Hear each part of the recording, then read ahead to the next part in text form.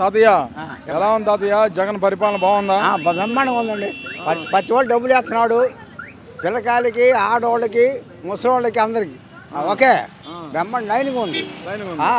అది మరి ఎందుకంటే డబ్బు రేటు ఎందుకు? రాష్ట్రాన్ని నాశనం చేస్తున్నాడు జగన్. జగన్ అని చంద్రబాబు అంటున్నాడు కదా. వాళ్ళు అంటారయ్యా జంగల్ ఇప్పుడు ఏం చేస్తావు?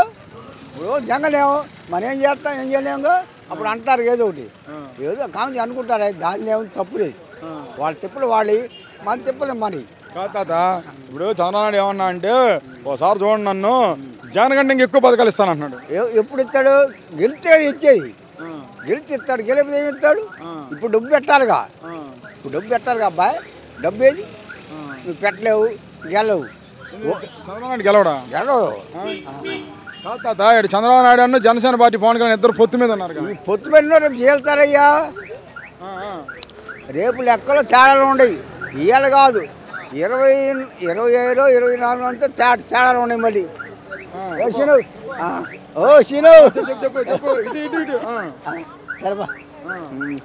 ఇప్పుడు చంద్రబాబు నాయుడు గురించి ఆయన ఏం చేయలే. పువ్వు ఇళ్ళ ఒక చోటు ఇచ్చాడా?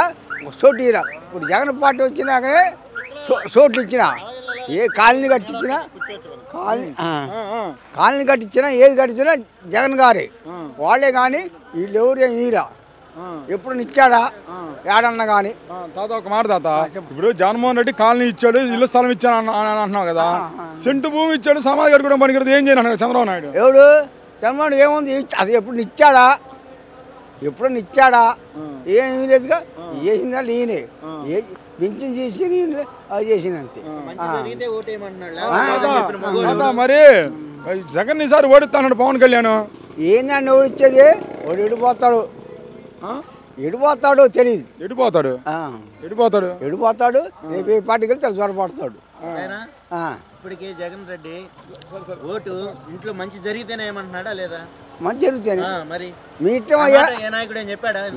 ఏమయ్యా ఏది చేసినా 10 రూపాయలు ఇచ్చేవాడు కూడా పోతాడు. 10 రూపాయలు ఇచ్చేవాడు పోతా. తన్ని ఓడి పోతాడా? తన్ని పోతా ఓడిపోడుగా. అంటే గెలుస్తాడు జగన్ మళ్ళీ. గెలవమంటున్నాడు. ఆడోళ్ళు అంటే ఆడోళ్ళు మొత్తం ఓట్లు అట్టే, ముసలి అందరూ వేసి అయితే, రెడ్డి గారు వేసి కొట్టే. అంతేకాని ఇవన్నీ ఎదభూ మాటలు. మనకెందుకు ఏం సోదుభూ మాటలు.